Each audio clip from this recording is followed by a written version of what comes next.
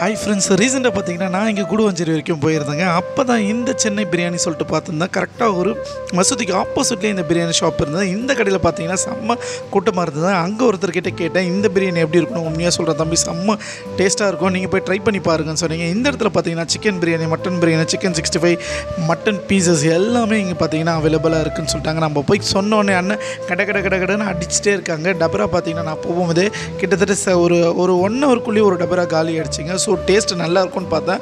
நான் இப்போ தான் ஃபஸ்ட்டு இந்த ஹோட்டலில் ட்ரை பண்ணுறேன். ஸோ எப்படி இருக்குன்னு சாப்பிட்டு நான் ரிவ்யூ சொல்கிறேன். இதில் பார்த்தீங்கன்னா என்னென்ன வச்சுருக்காங்க பார்த்தீங்கன்னா, கத்திரிக்காய் பச்சடி வச்சாங்க, அப்புறம் பார்த்தீங்கன்னா ஆனியன் வச்சாங்க, அதுக்கப்புறமா ஒரே ஒரு கேசரி வச்சாங்க. நான் ஃபஸ்ட்டு சாப்பிட்ட இந்த கேசரி அட்ட சான்ஸே இல்லைங்க. உண்மையாக செம்ம சூப்பராக இருந்ததுங்க.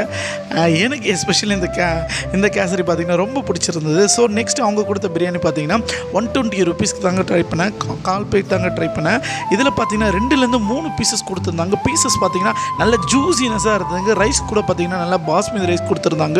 டேஸ்ட் எப்படி இருக்குன்னு சொல்லிட்டு பார்த்தா நல்லா மசாலாலாம் ரொம்பவும் இல்லாமல் கம்மியும் இல்லாமல் செம்ம ஃப்ளேமில் கொடுத்துருந்தாங்க. நான் சாப்பிட்ட பிரியாணிலே one of the best biryani சொல்லலாம். இதுக்கு பார்த்தீங்கன்னா நான் 10க்கு பார்த்தீங்கன்னா 8 பாயிண்ட் கொடுப்பேங்க. டேஸ்ட் உண்மையாக சொல்கிறேன் செம்ம சூப்பராக இருந்தது. எனக்கு ரொம்ப பிடிச்சிருந்தது. ஸோ நீங்கள் யார் நான் கூடுவாஞ்சேரி போயிருந்தீங்கன்னா மறக்காமல் இந்த ஹோட்டலில் ட்ரை பண்ணி பார்த்துட்டு சொல்லுங்கள்.